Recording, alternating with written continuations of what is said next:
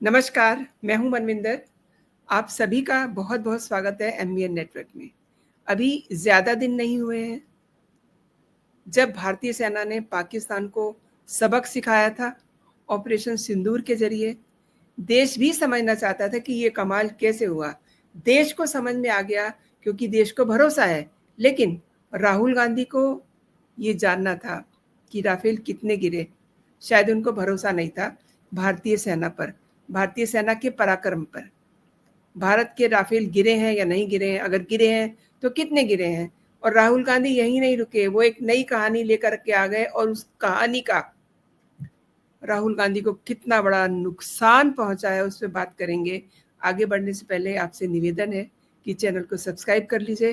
Content अगर पसंद आए तो लाइक ज़रूर कीजिएगा, क्योंकि आपके लाइक, आपके कमेंट्स मेरे लिए बहुत अहमियत रखते हैं। और चैनल के प्रति अपना स्नेह, सपोर्ट भी बनाए रखिए। तो मैं बात कर रही थी कि नई कहानी, तो वो नई कहानी थी नरेंद्र सरेंडर की।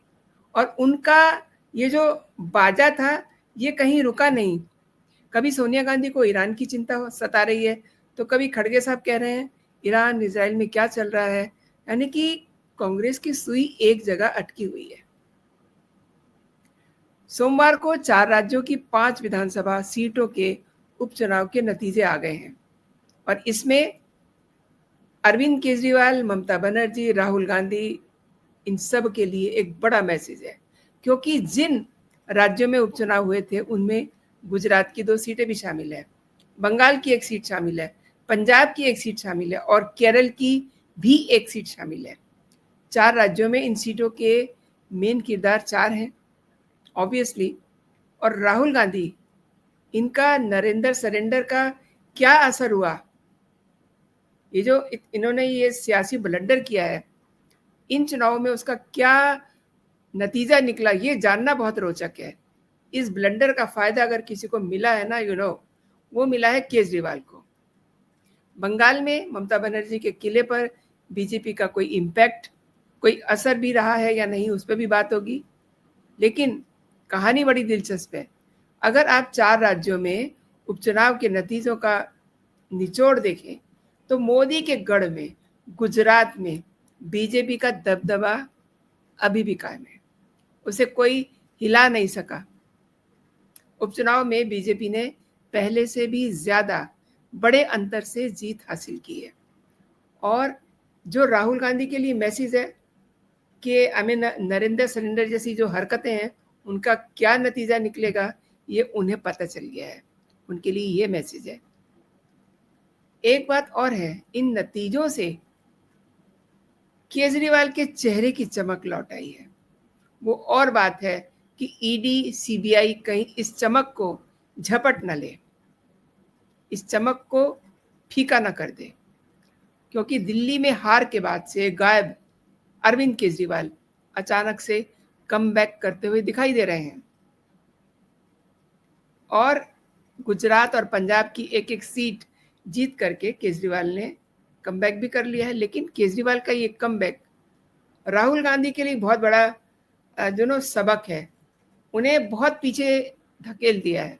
ये बिल्कुल साफ नजर आ रहा है, क्योंकि पंजाब और गुजरात वो राज्य हैं जहां राहुल गांधी कांग्रेस की वापसी के लिए जी तोड़ जतन कर रहे थे। दिल्ली में हार के बाद पंजाब में कांग्रेस का यही माहौल बना रही थी। कांग्रेस, भगवंत मान सरकार तो कभी भी गिर सकती है, कांग्रेस कह रही थी। लेकिन पंजाब में केजरीवाल ने कांग्रेस के प्लान पर बिल्कुल एकदम झाड़ू फेर दिया। गुजरात और पंजाब दोनों जगह ऐसा लग रहा है कि राहुल गांधी के नरेंद्र सरेंडर का बहुत बड़ा नुकसान हुआ है। ये नरेंद्र सरेंडर इन्होंने पकड़ लिया ना, ये इनको पता नहीं कब तक भुगतना पड़ेगा। कांग्रेस के लिए एकमात्र राहत की खबर केरल से आई है, जहां उन्होंने 1 सीट जीती है, 1 सीट। टीएमसी ने भी बंगाल में अपनी इज्जत बचा ली है। बंगाल में अगले साल विधानसभा चुनाव होने वाले हैं और वहां भी ये नरेंद्र सरेंडर जो हैं, कहने वाले कांग्रेसी, राहुल गांधी, इनको झटका लगा है। राहुल गांधी की नरेंद्र सरेंडर की कहानी ने काफ़ी खेल खराब किया है। सच में ये बड़ा महंगा पड़ने वाला है। लेकिन अब राहुल गांधी को समझाए कौन? कांग्रेस पार्टी भी समझने को तैयार नहीं है। उपचुनाव के नतीजों को अगर गौर से देखें और अगर गुजरात की बात करूं तो गुजरात की दो सीटों पर उपचुनाव हुए और नतीजों को देखें तो इसमें बीजेपी और आम आदमी पार्टी दोनों के लिए खुशखबरी है। अगर कोई खाली हाथ है, अगर जिसे कुछ नहीं मिला, तो वो है राहुल गांधी। कांग्रेस एक भी सीट नहीं आई और बीजेपी के लिए अच्छी खबर ये रही कि कड़ी विधानसभा एससी रिजर्व सीट है। इस सीट को जीत करके बीजेपी ने गुजरात में अपने दबदबे को कायम रखा और देखिए 182 सीटों वाली गुजरात की विधानसभा में अब अंडरलाइन कीजिए, अब बीजेपी के पास 162 विधायक हैं, यानी कि गुजरात में बीजेपी को दूर दूर तक कोई चिंता करने की जरूरत नहीं है, कोई टक्कर देने वाला नहीं दिख रहा। लेकिन फिर भी गुजरात में राहुल गांधी को बड़ी उम्मीद थी। ये मैं इसलिए कह रही हूँ क्योंकि उन्होंने बड़े मंसूबे पाले हुए थे और केजरीवाल से टक्कर लेते रहे, लेकिन केजरीवाल ने वहां भी राहुल गांधी की पार्टी को एक तरह से धो दिया। केजरीवाल दावा कर रहे हैं कि अब राज्य में, मतलब ये दावा करने में क्या जाता है, दावा कर रहे हैं कि राज्य में गुजरात में असली मुकाबला तो बीजेपी और आम आदमी पार्टी के बीच में है, कांग्रेस गुजरात में सीन में है ही नहीं। अब ऐसा अगर वो सोच रहे हैं तो सोचने से तो किसी को कोई रोक नहीं सकता। हाँ, एक सीट जीती है तो बातें तो बना सकते हैं। गुजरात को लेकर के केजरीवाल का ये कॉन्फिडेंस इसलिए है क्योंकि गुजरात की विसावदर सीट पर आम आदमी पार्टी ने जीत हासिल की है। लेकिन अगेन कांग्रेस कहाँ है? अगर राहुल गांधी का ये नरेंद्र सरेंडर चल रहा था तो कम से कम कांग्रेस को ये सीट जीतनी चाहिए थी, लेकिन कांग्रेस गुजरात की दोनों सीटें हार गई।